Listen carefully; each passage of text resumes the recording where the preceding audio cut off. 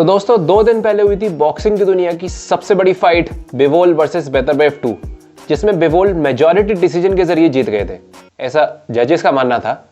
खैर, एक दूसरे से लड़ने से पहले ये दोनों फाइटर अनडिफीटेड थे।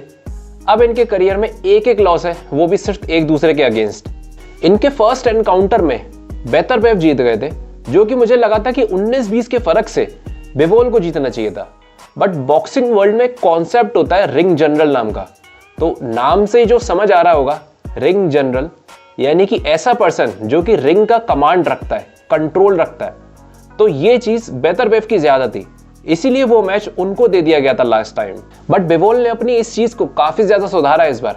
आपने लास्ट टाइम देखा होगा कि बिवोल पूरा मैच बैकफुट पर रह के खेले थे। मतलब वैसे तो इस बार भी देखने पे यही लग रहा था कि बिवोल बैकफुट पर है। ऑब्वियसली अब बेतरबेव जैसी दीवार को पीछे नहीं धकेल सकते, लेकिन बिवोल ने पूरी कोशिश करी थी कि इस बार मैच को रिंग के बीचों बीच रखा जाए। फिर बात आती है डैमेज की, तो लास्ट टाइम बिवोल को डैमेज ज्यादा हुआ था। कैसे? बिवोल जो पंचेस ब्लॉक कर रहे थे अपने आर्म्स के जरिए, उसका कुछ इंपैक्ट उनके फेस पे भी ट्रांसफर हो रहा था। ऐसे समझो आपने हाई गार्ड बना के रखा हुआ है। अब बेतरबेव के पंचेस इतने ज्यादा स्ट्रांग होते थे कि वो ब्लॉक होने के बाद भी बिवोल को चोट पहुंचा रहे थे। ये चीज बिवोल ने इस बार अपने लैटरल मूवमेंट यानी कि साइड बाय साइड मूवमेंट के जरिए कंट्रोल करी।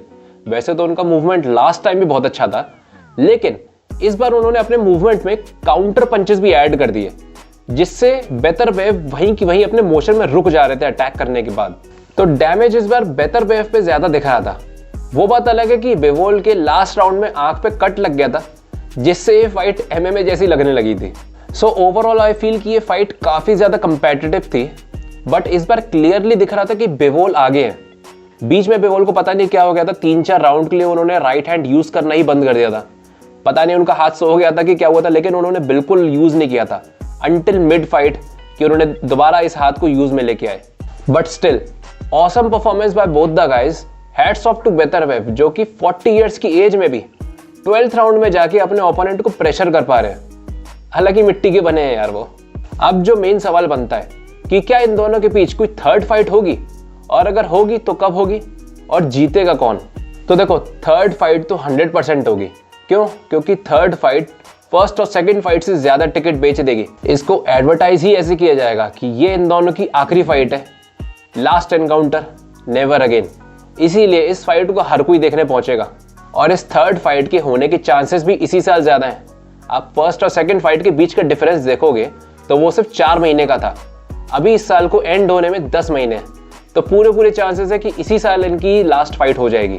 फिर आता है फाइनल क्वेश्चन कि अगर इन दोनों का ये लास्ट मैच होता है तो उसमें किसके जीतने के चांसेस ज्यादा हैं? तो देखो, एक चीज तो बिल्कुल क्लियर हो रखी है कि इन दोनों में से किसी को भी आप नॉकआउट नहीं कर सकते हो, और जब कोई नॉकआउट नहीं होगा तो चीजें टेक्निकलिटी और डिसीजन की तरफ जाएंगी, जिसमें बिवोल थोड़ा सा आगे है।